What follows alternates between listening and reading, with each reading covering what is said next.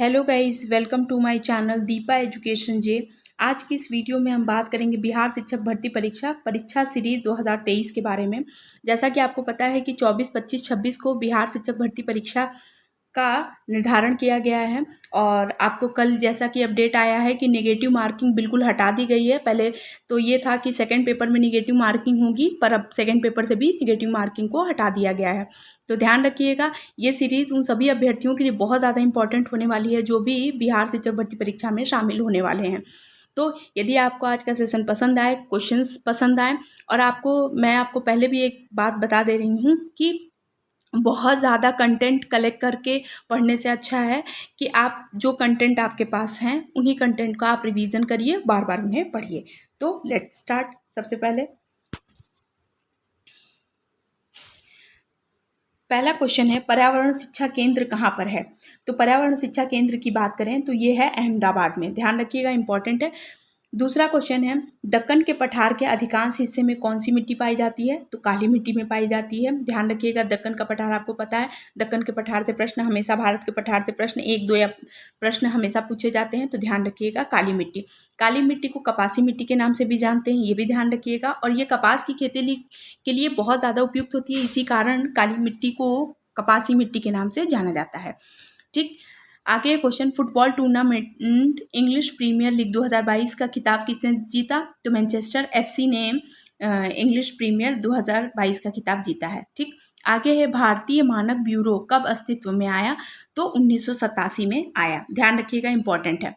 आगे है क्वेश्चन, वर्तमान में भारत में कितने राज्य हैं? तो 28 राज्य हैं, ध्यान रखिएगा, और 8 केंद्र शासित प्रदेश हैं। ध्यान रखिएगा, ये भी बहुत ज़्यादा इंपॉर्टेंट हो जाता है। फिर आगे क्वेश्चन, बिहार के उत्तर में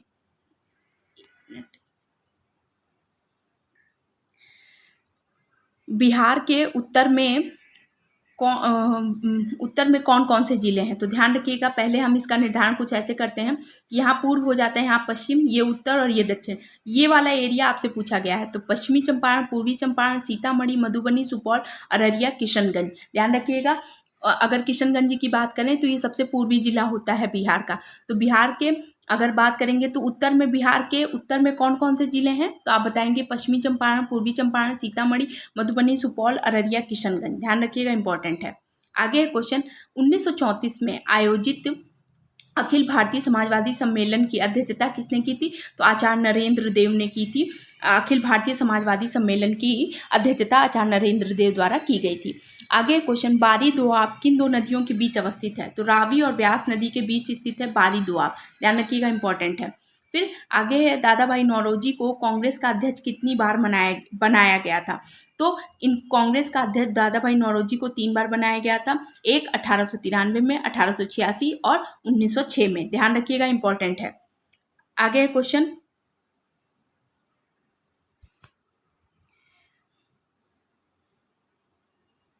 लंदन में इंडिया हाउस के संस्थापक कौन थे? तो आपको पता है कि इंडिया हाउस की स्थापना हुई थी लंदन में, और उसके संस्थापक की बात करें तो श्याम जी कृष्ण वर्मा जो थे वो इंडिया हाउस के संस्थापक थे। ध्यान रखिएगा, इंपॉर्टेंट है। भागलपुर में नमक सत्याग्रह का नेतृत्व किसने किया था? महादेव लाल सर्राफ ने भागलदेव में नमक सत्याग्रह का नेतृत्व किया था। ध्यान रखिएगा, असहयोग आंदोलन, सविनय अवज्ञा आंदोलन, भारत छोड़ो आंदोलन पूरे भारत में प्रत्येक राज्य में बहुत ही ज़्यादा प्रभावी दिखाई दिया था। वहीं पर अगर हम बात करें बिहार में, तो भागलपुर में अगर नमक सत्याग्रह का, तो आपको पता है कि बिहार में यद्यपि कुछ एरिया ऐसा है, संपूर्ण एरिया अगर बिहार के ओवरऑल एरिया की बात करें तो यहाँ पर कोई तट नहीं है, इसलिए वहाँ पर नमक कानून को तोड़ना पॉसिबल नहीं हो रहा था लोगों के लिए। तो वो जो नमकीन मिट्टी थी वहाँ पर गए और उस जगह पर जाकर इन लोगों ने नमकीन मिट्टी से नमक बनाया, और वहाँ से मतलब कि नमक पूरी तरीके से तो नहीं कह सकते कि 100% वो नमक बनाया, पर उन्होंने इस आंदोलन का पूरी तरीके से समर्थन किया। तो ध्यान रखिएगा, बहुत इंपॉर्टेंट है। अक्सर क्वेश्चन बच्चे कंफ्यूज होते हैं कि बिहार में यद्यपि कोई तटीय क्षेत्र नहीं है बिहार, तो वहाँ पर नमक सत्याग्रह। तो मैं बता दूं कि जो मिट्टी थी, जो नमकीन मिट्टी होती हैं, वो लवणीय मिट्टी थी, उसमें से कुछ लवण की मात्रा नमक निकालकर उन्होंने नमक सत्याग्रह का नेतृत्व किया था। अगर नेतृत्व की बात पूछे तो महादेव लाल सर्राफ ने किया था। अगर सेशन पसंद आ रहा हो तो प्लीज़ चैनल को लाइक कीजिए, सब्सक्राइब कीजिए, शेयर कीजिए। पंचायती राज प्रणाली किस सूची में है? तो राज्य सूची का विषय है पंचायती राज प्रणाली की बात करें। विश्व का सबसे बड़ा मरुस्थल सहारा मरुस्थल। ध्यान रखिएगा, बहुत ज़्यादा इंपॉर्टेंट हो जाता है। ठीक, आगे क्वेश्चन पर चर्चा कर लेते हैं। बिहार में प्रमंडल की संख्या कितनी है? तो बिहार में अगर हम बात करें प्रमंडल की संख्या हो गई है 9 और जिले की बात करें तो वो हो गई है 38। ध्यान रखिएगा, इंपॉर्टेंट होता है। अब इन प्रमंडलों की संख्या हम देख लेते हैं। सारण, तिरहुत, दरभंगा, कोसी, पूर्णिया और मगध, पटना, मुंगेर, भागलपुर, ये जो है बिहार में प्रमंडलों की संख्या है। कोलकाता से मुंबई को कौन सा दर्रा जोड़ता है? तो भोर घाट दर्रा कलकत्ता से मुंबई को जोड़ता है। ध्यान रखिएगा, बहुत ज़्यादा इंपॉर्टेंट है। आपको पता है कि भोर घाट, थाल घाट, पाल घाट, ये सारे दर्रे बहुत ज़्यादा महत्वपूर्ण है। अगर भोर घाट की बात करें तो कोलकाता से मुंबई को जोड़ने वाला दर्रा जो है वो भोर घाट दर्रा है। क्षेत्रफल के अनुसार भारत का सबसे बड़ा जिला अगर बात करें ओवरऑल पूरे भारत की, तो भारत का सबसे बड़ा जिला जो होगा वो कच्छ का रण ही होता है, जो गुजरात राज्य में है। ध्यान रखिएगा, इंपॉर्टेंट है। कौन सा बंदरगाह भारतीय समुद्री व्यापार का पूर्वी द्वार कहलाता है? तो कोलकाता हल्दिया जो है वो भारतीय समुद्री व्यापार का पूर्वी द्वार, भारत का प्रवेश द्वार नहीं पूछा है। ध्यान रखिएगा, क्वेश्चन में ऐसे ही क्वेश्चन आपकी परीक्षा में आते हैं जो बहुत ही ज़्यादा ऐसे होते हैं कि बहुत अर्थपूर्ण तरीके से उसका आंसर देना इंपॉर्टेंट हो जाता है। तो ध्यान रखिएगा, यहाँ पर समुद्री व्यापार का पूर्वी द्वार पूछा है, तो कोलकाता और हल्दिया जो है वो बंदरगाह भारतीय समुद्री व्यापार का पूर्वी बंदरगाह कहलाता है। ध्यान रखिएगा। आगे क्वेश्चन पर चर्चा करते हैं।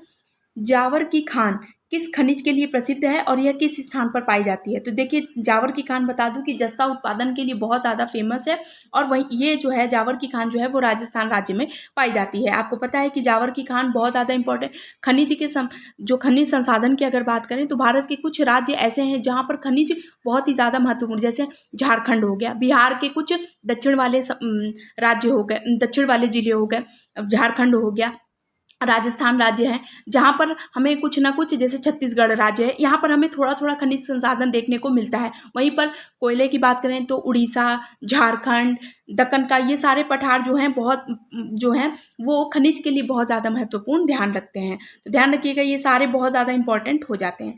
बिहार में गंगा नदी कितने जिलों से बहती है? ये भी क्वेश्चन बहुत इंपॉर्टेंट है।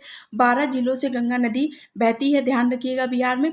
अब वो 12 जिले कौन कौन है? बक्सर, भोजपुर, सारंग, पटना, वैशाली, समस्तीपुर, बेगूसराय, मुंगेर, कटिहार, घगरिया, लखीसराय और भागलपुर। ये 12 जिले ऐसे हैं जहाँ पर गंगा नदी, आपको पता है, यहाँ पर मैं आपको बता देती हूँ कि अगर हम यहाँ पर आप देखिए कि अगर हम ओवरऑल पूरे बिहार की बात करते हैं तो बिहार के नक्शे को हम कुछ इस तरीके से बना सकते हैं। बिहार का अगर ये नक्शे की अगर हम बात करते हैं तो देखिए बिहार के ठीक बीचों बीच गंगा नदी निकलती है, जो बिहार को उत्तरी बिहार और दक्षिणी बिहार के रूप में विभाजित कर देती है। और दक्षिण वाले एरिया में आपको पता है कि झारखंड से बिहार अलग हुआ है, मतलब बिहार से झारखंड अलग हो गया। तो ध्यान रखिएगा, जो बिहार का जो दक्षिणी एरिया पड़ता है वो झारखंड, वो भी खनिज की दृष्टि से बहुत ज़्यादा महत्वपूर्ण है। क्योंकि क्वेश्चन में 12 जिलों के नाम पूछे हैं, क्योंकि ये 12 जिले से ही गंगा नदी बहती है, वो 12 जिले नाम बहुत ज़्यादा महत्वपूर्ण होते हैं।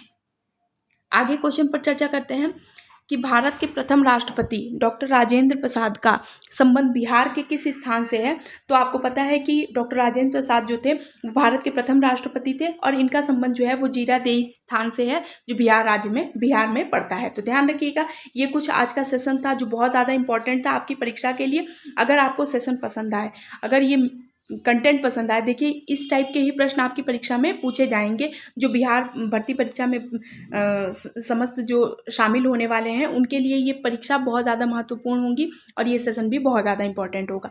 तो आई होप आपके लिए वीडियो बहुत ज़्यादा यूजफुल होगा। तो जो भी व्यूअर्स इस चैनल पर नए हैं, प्लीज़ मेरे चैनल को लाइक कीजिए, सब्सक्राइब कीजिए, शेयर कीजिए। Thank you so much.